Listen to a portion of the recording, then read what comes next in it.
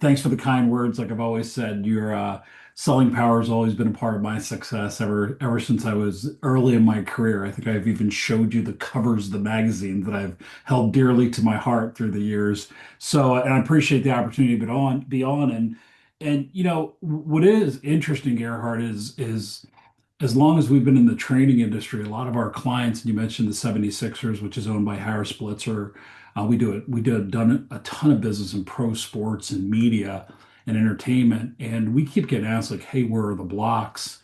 In the last couple of years, we've been really working hard to look at things a little bit differently. We've built a framework or an operating system, kind of like an architecture.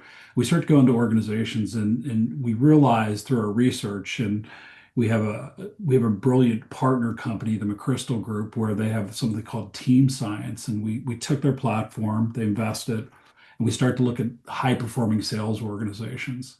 And as we look at every high performing sales organization, there's seven things that they look at that they really focus on from a macro level. And I'll just kind of walk you through it. So one is management. The way they look at management is how they measure success. What are the processes and things that are instilled to bake in the success? And then they look at leadership a little bit different. They don't use leadership and management as the same words. They say leadership is kind of if management's the process, leadership's the people. What's the culture look like? What's the vibe? How are we going to deal with the operating environment that we're involved with right now? Are we in a high growth environment? Are we dealing with the economy? We have one big customer that's owned by private equity and manufacturing. They're in the plastics business. You can imagine they're dealing with fuel costs and they're dealing with tariffs and everything else, shipping. But then you look at the sales process. Is the sales process more a sales process or more an operating process? Is it mixed up? Predictable process yields predictable result. Then how they measure successes, which is effectiveness. And then they look at methodology. So if you come across to that methodology piece, you sit there and go, okay, what is our selling process or excuse me, our selling methodology? What are the methods that are going to make us successful? What's the overarch on, are we solution sellers? Are we consultative selling? Right? What is that? How do they look at their talent? And what's their tech stack look like? How are they selling through some kind of sales enablement, which, something like we're on right now. And over the past 3 quarters, we've looked at 30 different organizations, and we've surveyed in our diagnostic 300 sales leaders and 1,000 salespeople, and there's definitely some things that really stand out that stops revenue growth. So, Lance, let's look at those seven moving parts. In your opinion, which one wears out more often than you like? It's interesting. The two that like I'm going to share with you right now is we realize that in our diagnostic when we do our interviews that the management piece is where it usually fails. And one underlying thing our analyst Victor tells us all the time, and same we have a team member, Dr. Adam Rapp, he's our VP of research integration, is most salespeople don't know their math and they don't, and that's what really fails. And I'll show you in the research that it is an epic failure where they may know where they're going, but the math and the methods on how to get there is where the failure is, and that's a failure on management. To be quite frank with you, as far as And that really echoes what Bill McDermott said earlier today. That I remember interviewing him, and he said, as a salesperson, the number one thing that I always ask um, where the salesperson is expected to have a clear-cut answer is, what is your number? that's right. That's right. And I think we all as leaders have to come to the grips that as Americans, we're not really good at math. How do we know that? Well, anytime you go to a restaurant, they tell you exactly what the tip should be at different ranges. So we're dealing with a generation or generations that don't know numbers as well as they should. And sales is numbers. It's art and science, right? So interesting enough, as you say that, in that research, we start to look at tracking quota. Yep. And here's this is so interesting. So the question is my team on track to meet their sales goals?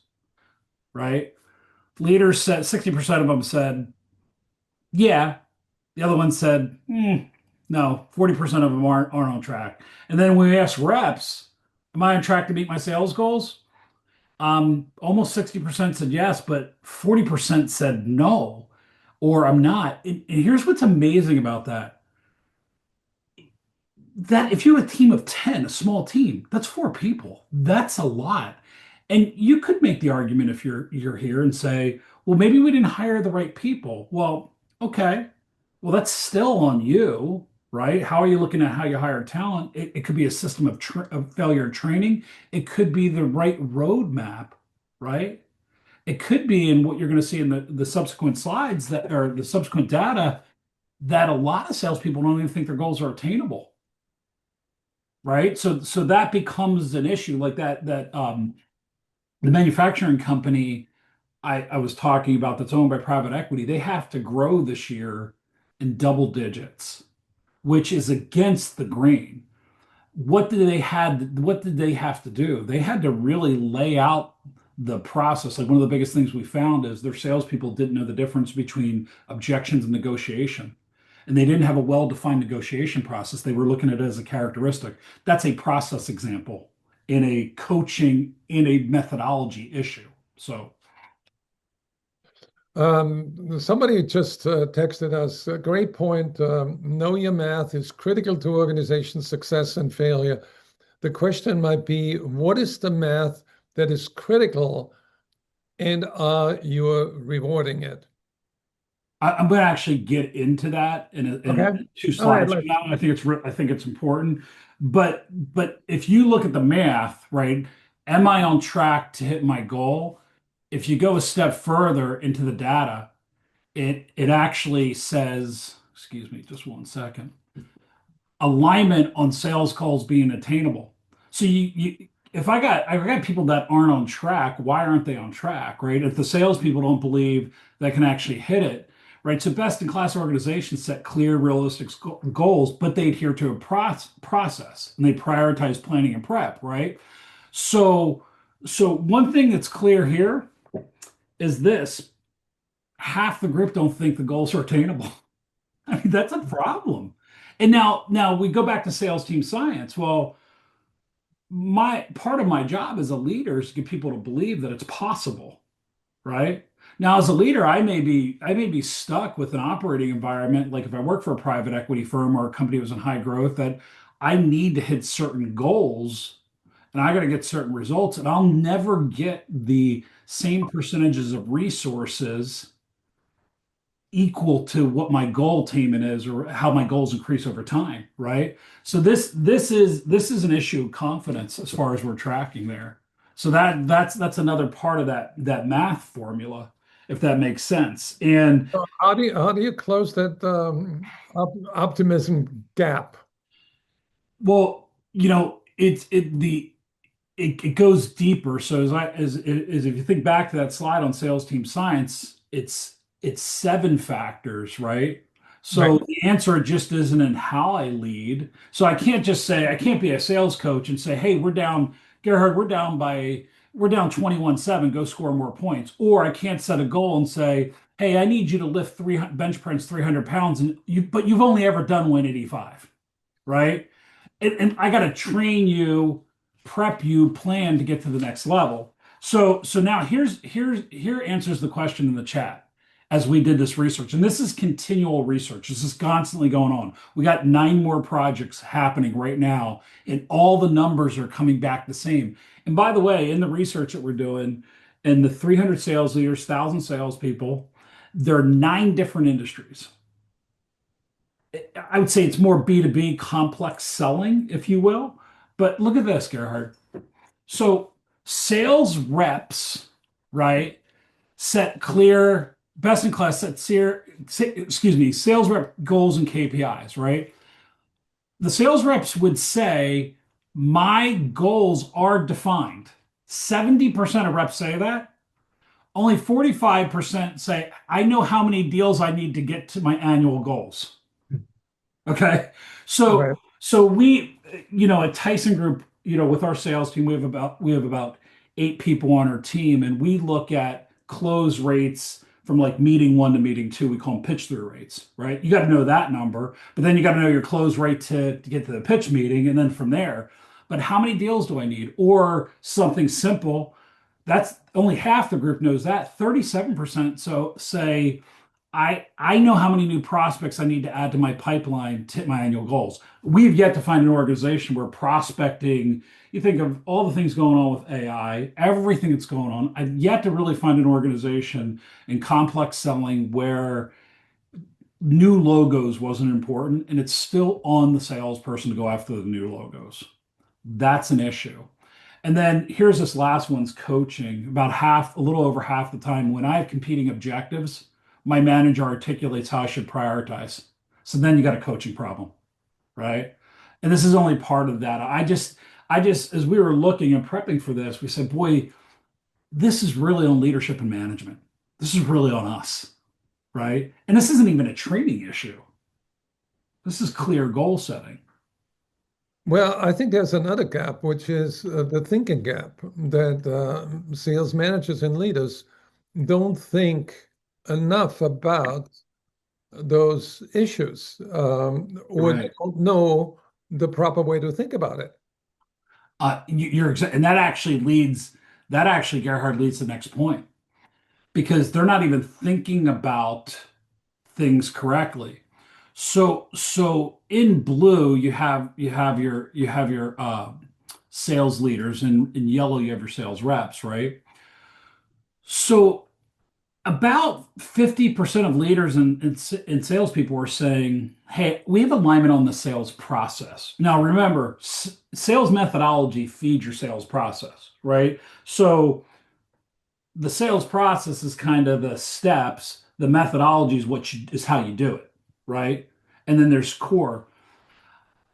When we ask the question of what's the difference between sales process and methodology, hardly any leaders can answer that even correctly, right? And then when you look at the misalignment there, so everybody agrees kind of half the group agrees on the stages, but nobody really agrees on how to do it. Yeah. Right. So then now anybody on this call, Gerhard, I've heard you say this before too. Like you want creativity in selling. There's no doubt. That's the artistic side. Sales is half art and half science. But to have that low out of that many groups be out of alignment on sales methodology just blows our mind. It's we have to spend a lot of time on that. There are several organizations that we've actually have gone in and redesigned their sales methodology to meet the marketplace or the operating environment. It's been a big part of our business in the last 12 months because So is the issue, Lance, the design for there's faulty design in the methodology, or is the methodology not being taught properly to the salesperson, or is it something else? well, there's a problem with methodology, and you know this. There's a lot of authors out there that have named methodology. Some of our biggest competitors have done a wonderful job with their business in naming a methodology. Let's say there's 21 methodologies out there. We find that most of our clients will say, "Oh, we're consultative sellers, or we're solution-based sellers, or whatever's hot." What Right. we're finding a lot of times is we're spending more time looking at the operating environment and saying, based on what you're being asked to do by your stakeholders in the marketplace, you have to come up with a methodology that's mission oriented to that. And then actually look at the length of your sales process. And we got to develop the methods inside the parts of the process. And those things have to change, and you have to be agile or have sensory acuity to that. If that makes sense. It's It a lot makes a more lot of difficult than I thought it sense. was at first. I thought it was just name something when I first got in this business. So even though there are 20 different methodologies and all claim to be very, very effective, the gap is really when it comes to sales managers not leading them properly, not coaching them properly, or not training them properly. That's right. It's on the sales leaders and managers to draw up the right game plan to Right. compete. Right. And that you said it really clearly. Here, I'll give you an example of kind of where we're seeing that. So there's sales process challenges. So if you took a complex sales process and you said that you had a prospect, and let's say qualifying is part of the prospecting at some level, it's kind of that connect piece, assessing clients' needs assessment, discovery, whatever you call it. You got to have to present. You're going to have to manage objections, negotiate, close, and then do any kind of upselling or reviewing. Here's kind of the bit. If you look at the slide, the sales, the agreement or alignments on prospecting, it's pretty difficult. Look how aligned everybody is there at the Right. front end. Everybody knows that. The breakdown happens in the middle of the process. When you start getting to presenting or when you start getting to like managing objections, like that one part and off of presenting, that's where it starts breaking down. Here's the most interesting thing about this is my favorite slide, or my favorite, my most interesting and complex data point. When you get to objections and negotiation, we find leaders do not look at negotiation like a process. They're more apt to say it's a characteristic, right? And then salespeople don't know where objection starts and negotiation starts. With one firm that is in the creative space, when we started to do postmortems on deals and pre-ops on deals, and we took a couple looks at it, we took the survey and we said, all right, your negotiation is starting way before this. When you do kind of a pilot or a trial, that's when your negotiations actually start. And they're like, no way. We're like, yeah, that's they're starting to negotiate there. And since you have no defined process and then you don't really categorize your objections, we could teach you how to cushion an objection. We can teach you how to give a compelling reason to move forward, right? But you don't have an identifiable process. It's bleeding into itself. It's just words. So that's the process challenges all in. And that goes back to what you said before. That's coming up with the right game plan to move forward. And and remember something too, if you're listening to this, you can't just be looking at data points as a leader. So many leaders are just looking at data points, right? You're reading fuel gauges. If you wanted to get down and dirty, it's practice coach, game coach, practice coach. How often are you, right, watching your salespeople sell or observing them sell? A lot of this you can't, if you're not in there with or have part of your team in there with them, you just wouldn't know, right? That becomes a part of it. Or, Gerhard, when I don't know if you're going to say something there. No, no, I'm fascinated with is the early stages. There's so much alignment, Yep, with it really is. prospecting and qualifying and assessing the client's needs. How accurate do you think those numbers are? Well, so I definitely have hired analysts because I'm not an analyst. And I know these questions go 6 to 7 deep. Okay, And so it's not like our survey is so many questions that we look at different data points. Here's why, like this next piece might answer that question a little bit better, right? So if you look at sales skill proficiency just with objections, right? The salespeople are saying, "Hey, I'm pretty darn confident. I think I'm pretty good at objections," right. right? And leaders are going, "Nah, I don't think so." Right. And so as we ask, because this question gets asked after the other questions, and after we start defining it for them, they're like, and then if you look at navigating the conversation, salespeople are like, I'm great at it. Then the leaders go, nah, probably not as good as you think it is. Right. How do I create a compelling reason to move forward? Leaders. So what that tells me is salespeople are missing a lot of opportunities, or they're in a team selling environment and the salesperson isn't as involved into the orchestration and choreography of it, right? And remember, the leaders are also answering this question based off of the results. So they're looking at overall results. They're saying, no, this has to be better. So as we continue to do this we won't enter and work with an organization unless we introduce the framework of sales team science, because our solution becomes more than a training solution. It becomes actionable advice or priorities. So that's kind of what we see moving forward. I just thought for today, as you look at yourself and say, all right, just looking at those goals, how unaligned is my team with goals? And then you start untying that shoe a little bit, you start to realize there's a lot of points behind that about why that could be happening. And I think that's where it starts. Can I share a play on words that Yes. reflects what that slide is really communicating? The slide before this or this No, one? this one, Okay. which is I have a hunch that salespeople suffer from illusions of competence, and sales leaders suffer from delusions of being great coaches. I would concur 100% on that. Well said. I And that's why you were being paid the big bucks to help sales organizations get aligned like the 76ers team that is selling like crazy. No doubt. Yeah, we try to help our partners realize that you don't really suffer from the disease of uniqueness. It's similar across the Right. board, right? So, and Gerhard, if folks want to learn more about this, there is a sales team science overview if you hit the QR code, and there's a case study also on sales team science. But I'm willing to take any questions if we still have time.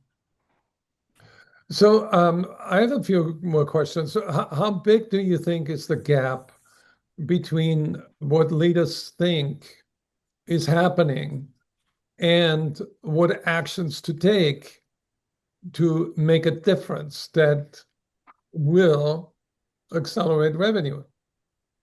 Well, I'm going to answer that this way. We were just with a organization recently, and we were on site delivering some of these results. And when we were digging in these results, we had about 15 sales leaders, and we asked them a simple question off of this: Where are you spending most of your time to kind of address the gap? And who are you spending the time with? We're finding leaders spend a lot more time with the lower performers than they do the higher performers. I don't know about you, Tricia, but when I'm playing the stock market, I don't spend any time at all with my low performing stock. I spend it with my high performing stock. So I think that's the biggest way to address the gap as far as I'm concerned. And it's from what we're seeing, Gerhard. The I next couldn't question. help but physically react to that when you said that, Lance. Oh my Right? goodness. Yes. Oh, I'm not saying to ignore the low performers, but I think if you have stars, you have folks that are up and coming, you have plateaued, and you have flat out non-performers, we have a tendency to not want to put people in the non-performing gap or the spot slot, excuse me. So how do you distinguish from a coaching problem from a hiring problem? It still amazes me that, and I'll say it as quick as I can here for time. I think leaders and HR people have a tendency to spend more time on who dates well early.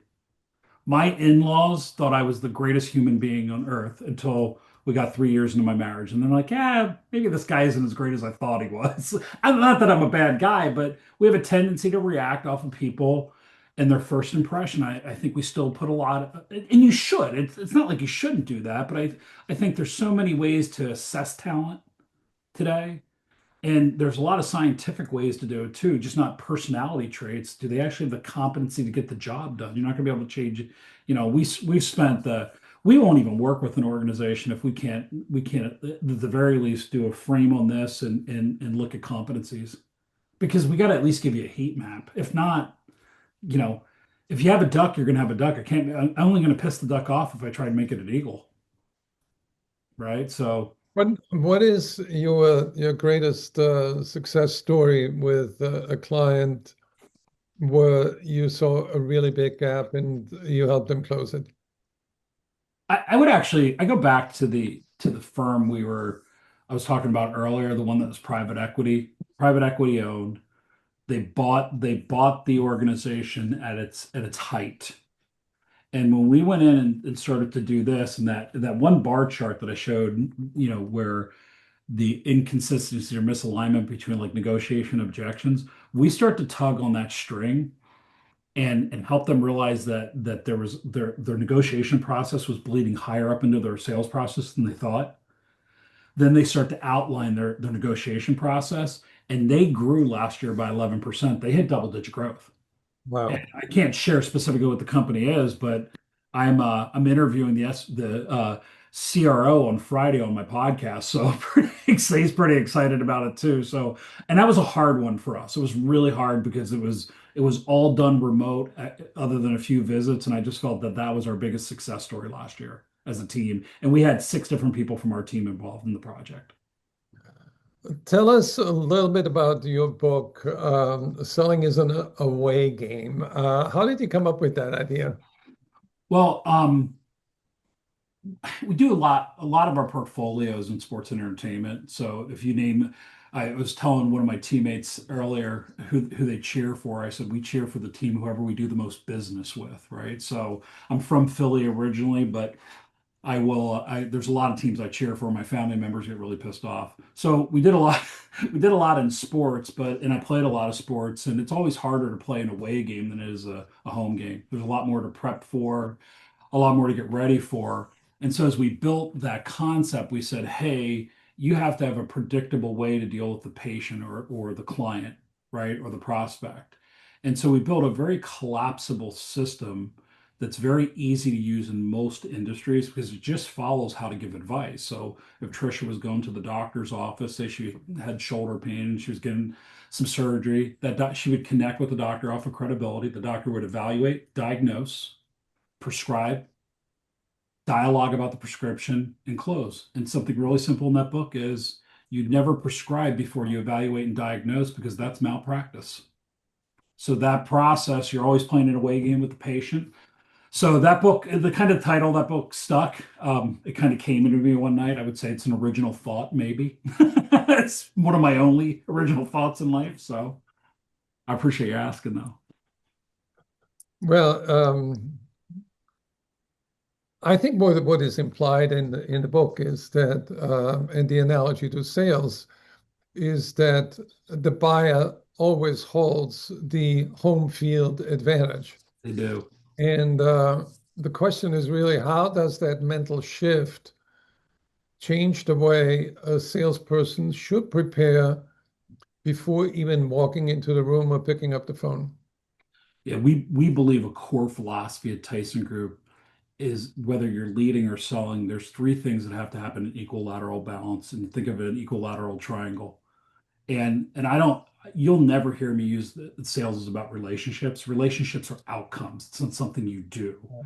I came from Dale Carnegie training originally, and Dale Carnegie didn't say in How to Win Friends and Influence People, you actually had to like anybody.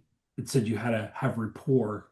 It has some, you had to have a likability, not whether you're friends with everybody. So rapport is at one side. You have to build rapport. That's something I can actively do. I can go to a Wawa and get rapport with the person at the cashier. You have to have a level of credibility as a salesperson.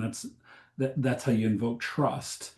And then the last, so it's rapport, credibility, and you got to show some level of understanding. And that has to happen with you as the salesperson before it happens with your brand.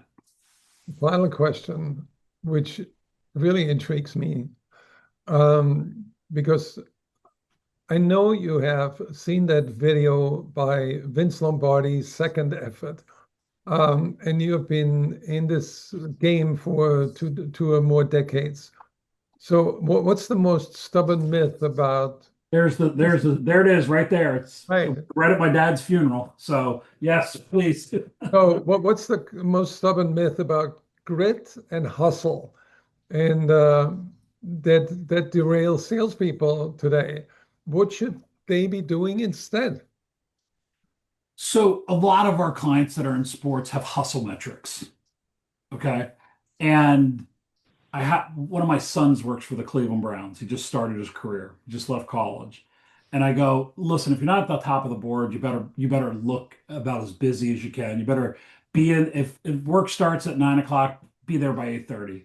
Stay late, at least get that done. If you're a good seller, you're my son. If you're not, then I found you on a doorstep somewhere. But other than that, I would also say, listen, like you gotta hustle, you gotta have that grit. I can't teach that and I can't measure that, and that's defined by the role you're in, right?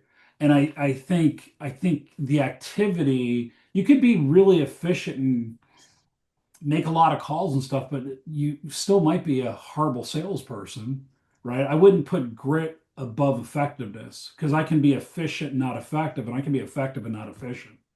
So I think I think you have to have it, but you have to be smart too. You know, aim small, miss small. There's some of that also involved in it, and it's a balance between both. It's an interesting question. So Awesome. thank you. Well, I Now, invite everybody to scan those QR codes quick. We're at the end of our session, or head over to tysongroup.com. That's the destination where you are going to be rewarded with a sales team that actually increases revenue consistently. And Tyson Group trainees are probably some of the top sales producers in the country today. Thank you, Thank you, Gary. Lance. Appreciate it. Nice to meet you, Tricia. Thank you. great meeting you too. Thanks, Lance.